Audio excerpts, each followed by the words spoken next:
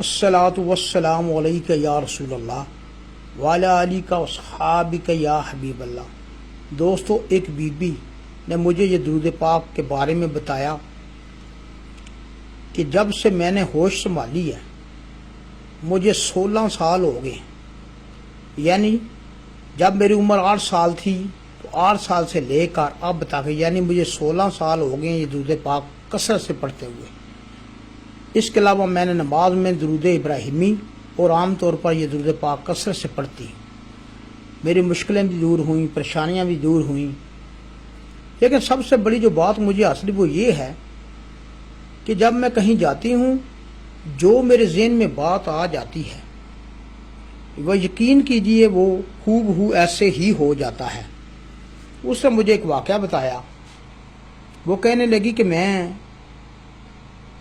گاؤں میں 2 گلیاں چھوڑ کر ایک گھر میں چلی گئی تو وہاں پر میں نے دیکھا ایک چھت کی طرف، تو میرے ذہن میں آیا کہ یہ چھت گرنے والا ہے، یہ گر جائے گا، یہ نہ ہو کہ کوئی ان کا نقصان ہو جائے۔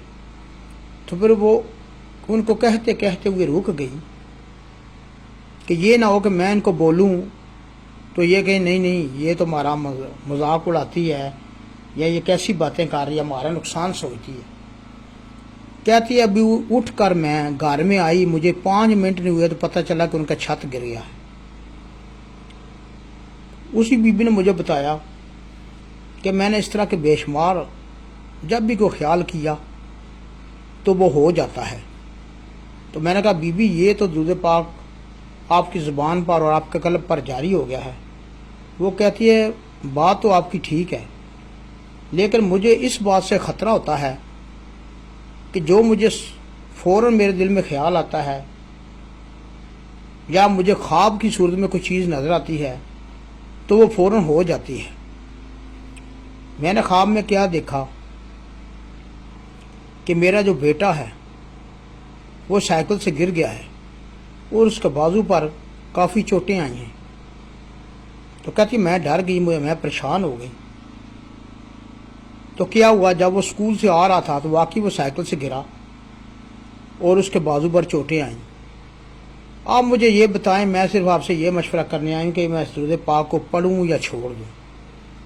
تو میں نے کہا بی بی بات یہ ہے کہ اتنی محنت کے بعد آپ کے قلب پر یہ جاری ہوا ہے، اس سے آپ کو مشاہدہ بھی ہو رہا ہے، یعنی آپ کی سیکنڈ آئی جو ہے، دوسری آنکھ، وہ ظاہر ہونا شروع ہو گئی ہے۔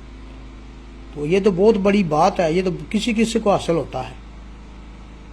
لیکن وہ بی بی کہتی ہے میں اچھی باتیں بھی دیکھتی ہوں، ذہن میں آتی ہیں، لوگ میرے پاس آتے ہیں، میں ان کو بتا دیتی ہوں کہ یہ آپ کی بات ہو گئی یا نہیں ہوگی، وہ تو ٹھیک ہے، لیکن جب مجھے یہ پتہ چلتا ہے کہ یہ نقصان والی بات ہے تو وہ بھی ہو جاتی ہے۔ اس لیے میں نے سوچا کہ میں اس درود پاک کو نہیں پڑھوں گی۔ تو میں نے اس سے ریکویسٹ کی کہ تم اس طرح کرو، اسے روزانہ نہ پڑھو، ایک دن چھوڑ کر پڑھ لیا کرو یا اس کی تعداد میں کمی کر دو۔